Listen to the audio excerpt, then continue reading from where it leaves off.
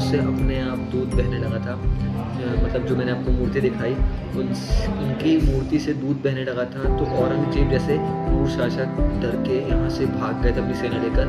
जो सेना लेकर वो आए थे उनकी सेना भी डर गई थी और वो मतलब पता करने जो आए थे वो सब चले गए थे, कोई यहाँ पर रुका नहीं था।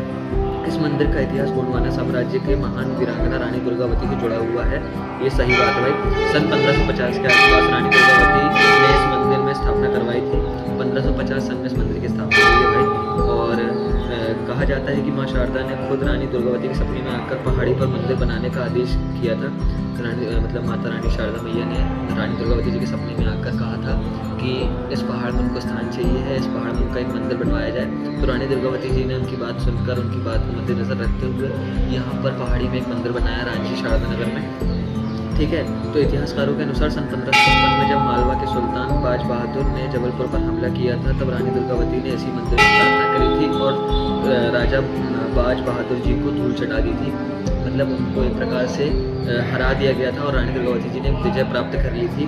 और यहाँ पर रानी दुर्गावती जी ने जीत का एक झंडा चढ़ाया था। तो आज भी भाई यहाँ पर सावन के महीने में झंडा चढ़ाया जाता है। ठीक है, इस मंदिर का सबसे बड़ा रहस्य मुगल काल का है लोक कथाओं के अनुसार। मेरे को देखो भाई, मैं उस समय था नहीं, तो लोक कथाओं के अनुसार मैं आपको सब चीज़ बता रहा हूँ और दर्शन करा रहा हूँ 9 देवियों के 9 दिनों में। तो लोक कथाओं के अनुसार औरंगजेब की सेना मंदिरों को तोड़ने आ पहुंची थी। तो उसने माता की मूर्ति पर प्रहार करने की कोशिश की, लेकिन तभी चमत्कार हुआ। कहते हैं कि माता की मूर्ति से अचानक दूध की धारा बहने लगी थी। यह दृश्य देखकर औरंगजेब इतना डर गया था कि वह मंदिर को नुकसान पहुंचाए बिना अपनी सेना लेकर लौट गया था। तो भाई ऐसा सीन मेरे को बताया गया है, मुझे बताया गया है ऐसा जैसा मैं आपको बता रहा हूँ सेम टू सेम।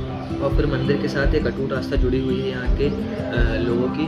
और फिर उसके बाद स्थानीय लोग बताते हैं कि जब इलाके में भयंकर सूखा पड़ गया था, तब रानी दुर्गावती ने माता के चरणों पर झंडा अर्पित करा था और प्रार्थना करी थी कि माता रानी यहाँ पर बारिश हो। और उसके दूसरे दिन ही मूसलाधार बारिश हो गई थी। और सौभाग्य की बात आज ये है कि आज मैं ब्लॉग बनाने आया हूँ, तो रात से बारिश हो रही है 1 बजे से यहाँ पर। और मैं आपको दर्शन कराने आया, तो रात से बारिश हो रही है। अभी भी आप मौसम देख लो कैसा है, मैं भी आपको मौसम भी दिखा दूँगा एंड में। तो मतलब रानी दुर्गावती का जो मतलब रानी दुर्गावती जी ने यहाँ पे झंडा चढ़ाकर वहाँ से प्रार्थना करी थी कि भवानी पूरे राज्य में अकाल सूखा पड़ गया है। तब यहाँ पर अपना क्या बोलते हैं बारिश हुई थी मूसलाधार। दूसरे दिन जस्ट बारिश चालू हो गई थी। यहाँ 2 प्रतिमाएं हैं, एक जो मुख्य रूप से दिखाई देती है और एक जो दिखाई नहीं देती है। जो दिखाई नहीं देती है उस मूर्ति से दूध बहने लगा था, जिसके आप अपने दर्शन किए वो मूर्ति नहीं है। लेकिन जो मूर्ति जो पुरानी थी वो शायद अब कहीं को भवन में रख दी गई है, उसको अच्छे से स्थापित कर दिया गया है। और यहाँ पर